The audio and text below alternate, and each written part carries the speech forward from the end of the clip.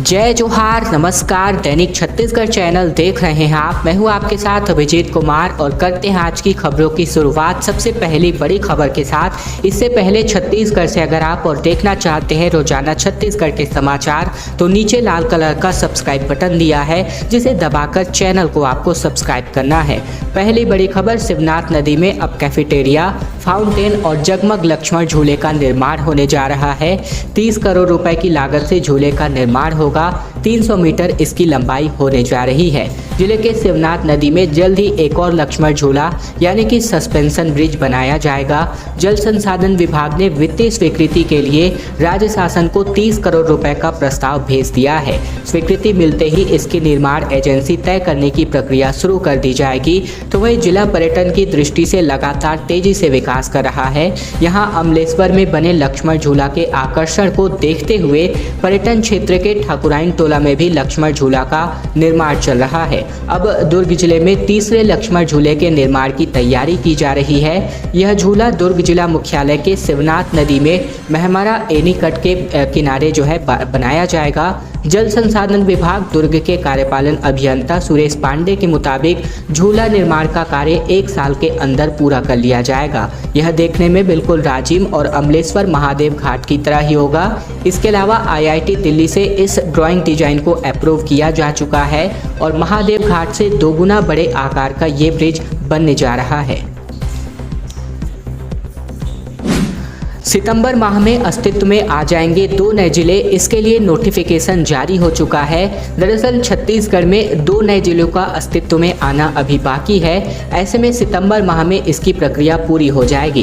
Khairagarh OSD व Mohla Manpur OSD द्वारा तैयारियों के संबंध में लगातार बैठक की जा रही है। गौरतलब है कि राज्य शासन द्वारा राजनांदगांव जिले से पृथक करके नए जिले के लिए खैरागढ़ छुईखदान गंडई और मानपुर मोहला अंबागढ़ चौकी के 2 नए जिले के रूप में गठित करने के प्रस्ताव को दोनों जिलों में OSD और SP की प्रतिस्थापना कर दी गई है।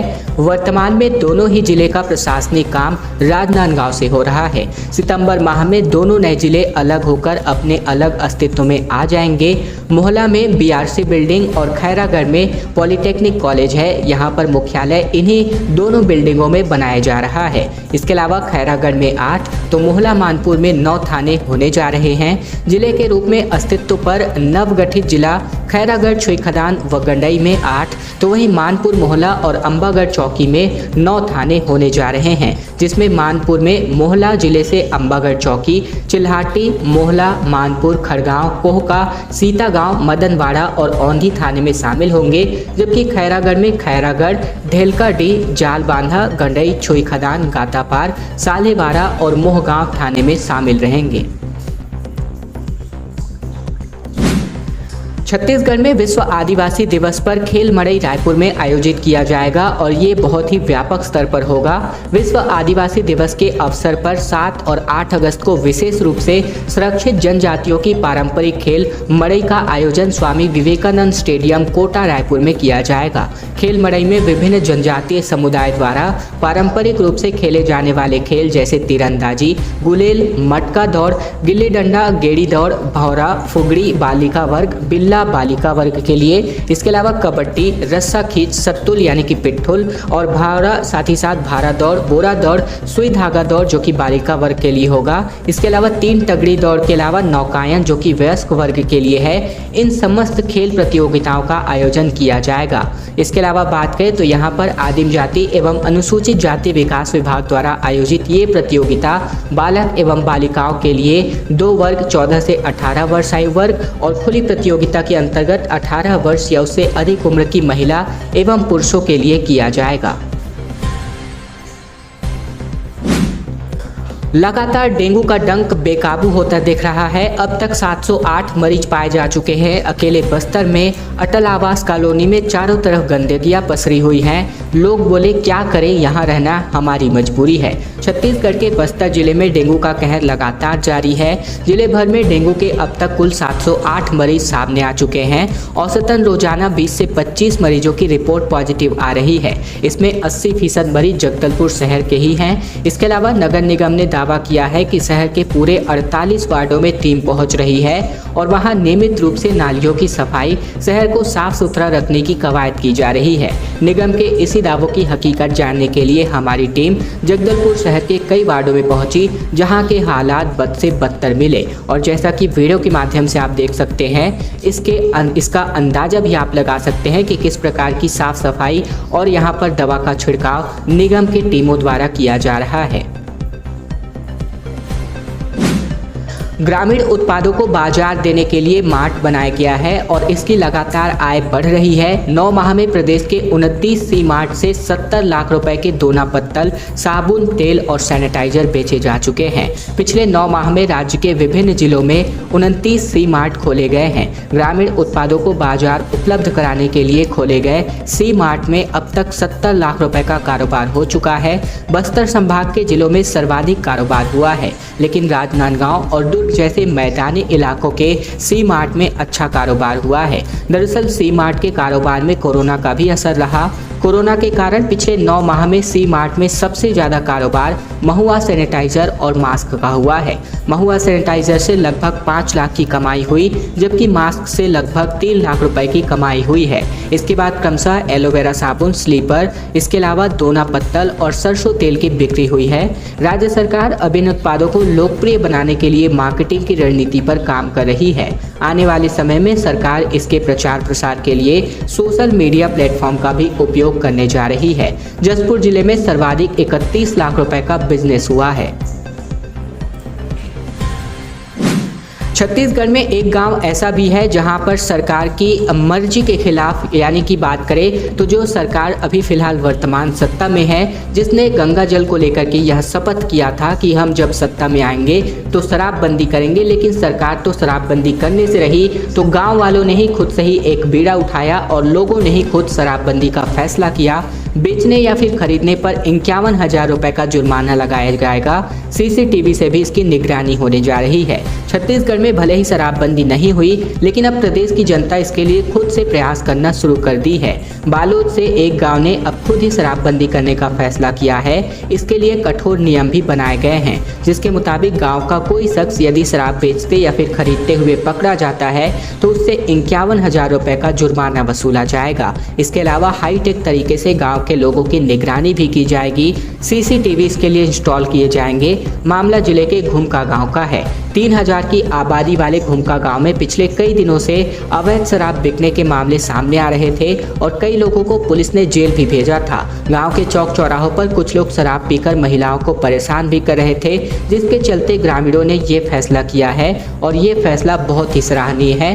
10 दिन के अंदर इन्होंने जो है 45,000 रुपए वसूले हैं और 10 दिन के अंदर ही सीसीटीवी कैमरे लगाने की बात इसी पैसे से करी जा रही है। यात्रियों को एक बहुत बड़ा झटका रेलवे की ओर से फिर से दिया जा रहा है। 6 से 16 अगस्त तक कुल 68 ट्रेनें कैंसिल करी जा चुकी हैं। नागपुर रेलवे मंडल के रेलवे स्टेशन में यार्ड के काम की वजह से मुश्किलों का नाम इस बार के लिए दिया जा रहा है।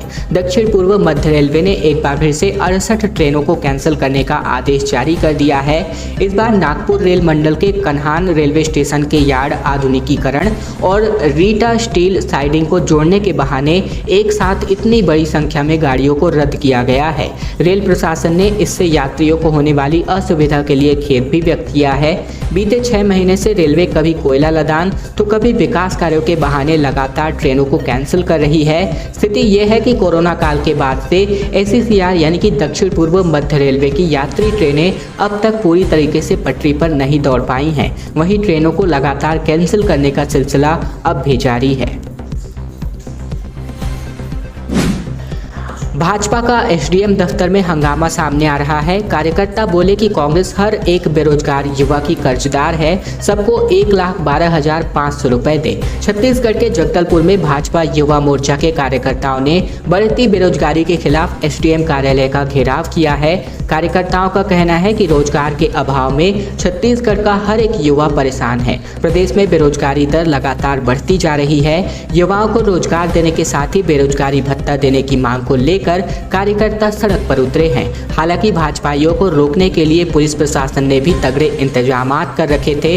युवा मोर्चा के जिलाध्यक्ष अविनाश श्रीवास्तव ने बताया कि छत्तीसगढ़ की कांग्रेस अपने वादों के मुताबिक मुकर गई है। आज छत्तीसगढ़ की कांग्रेस प्रदेश के हर एक बेरोजगार युवा की कर्जदार है, क्योंकि उन्होंने अपने चुनावी वादों के अनुसार युवाओं को बेरोजगारी भत्ता नहीं दिया है। प्रति व्यक्ति 1,12,500 रुपए का कर्जा है। अविनाश ने कहा कि यदि कांग्रेस युवाओं को रोजगार और बेरोजगारी भत्ता नहीं देती है तो हम कांग्रेस का पुरजोर विरोध करेंगे। कांग्रेस ने राष्ट्रपति के नाम ज्ञापन सौंपकर प्रदर्शन खत्म किया। सीएम बघेल बोले कि हम जनता की आवाज उठाते हैं, इसीलिए परेशान किया जाता है। छत्तीसगढ़ की राजधानी रायपुर में कांग्रेस ने अपना विरोध प्रदर्शन दर्ज किया। देश में बढ़ती महंगाई और बेरोजगारी को लेकर कांग्रेस ने सड़क पर विरोध प्रदर्शन किया। प्रदेश भर के अलग अलग जिलों से आए जिला स्तर के नेताओं के अलावा प्रदेश कांग्रेस के तमाम नेता इस विरोध प्रदर्शन में शामिल हुए। अंबेडकर चौक में धरना देने के बाद प्रदेश अध्यक्ष मोहन मरकाम समेत कुछ कांग्रेस नेताओं का प्रतिनिधिमंडल राजभवन में राष्ट्रपति के नाम ज्ञापन सौंपकर धरना प्रदर्शन का इन्होंने समापन किया। दरअसल ये विरोध प्रदर्शन पूरे देश में किया जा रहा है, जिसमें छत्तीसगढ़ के कांग्रेस नेता भी इस प्रदर्शन में हिस्सा लिए। मुख्यमंत्री भूपेश बघेल ने अंबेडकर प्रतिमा के पास धरना दिया तो उन्होंने लोगों को संबोधित करते हुए कुछ बातें भी कही। सीएम भूपेश बघेल का बोलबम का कांवड़ यात्रा सामने आ रहा है। हनुमान मंदिर में पूजा अर्चना भी की। बोले सावन तप और त्याग का त्योहार है। रायपुर में मुख्यमंत्री भूपेश बघेल एक कांवड़ यात्रा में शामिल हुए।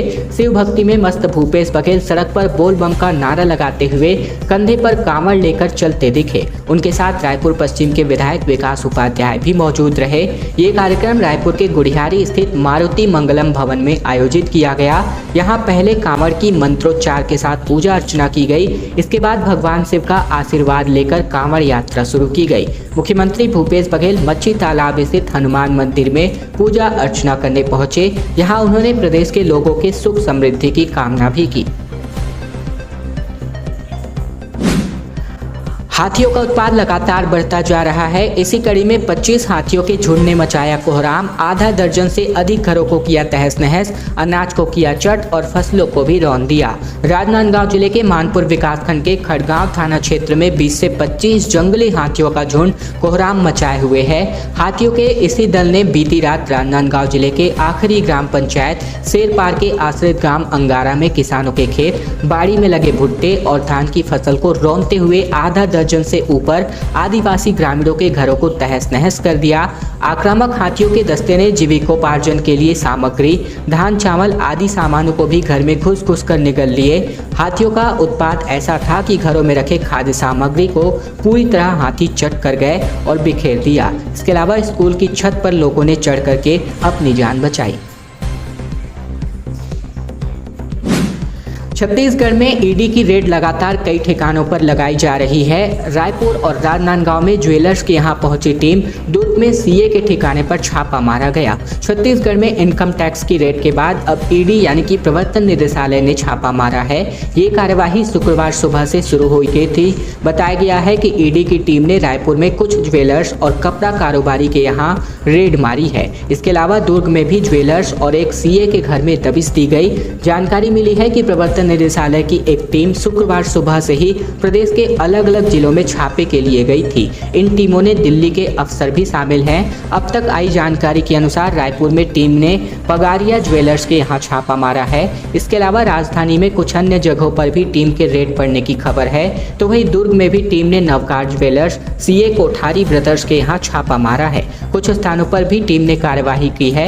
इसके अलावा राजनांदगांव के जसराज बैद ज्वेलर्स, नाकोड़ा टेक्सटाइल्स में भी छापे मारे गए और कुछ और जिलों की टीमें भी जाने की खबर है। खैर दोस्तों, आज की खबरों का सिलसिला बस यहीं तक का था। वीडियो पसंद आए तो वीडियो को लाइक कीजिएगा। चैनल पर नए हैं तो चैनल को सब्सक्राइब कीजिएगा, ताकि प्रतिदिन की महत्वपूर्ण खबरें, छत्तीसगढ़ के समाचार बिना किसी रुकावट रोजाना हम आप तक पहुंचा सके। तो चैनल को जरूर सब्सक्राइब कीजिएगा।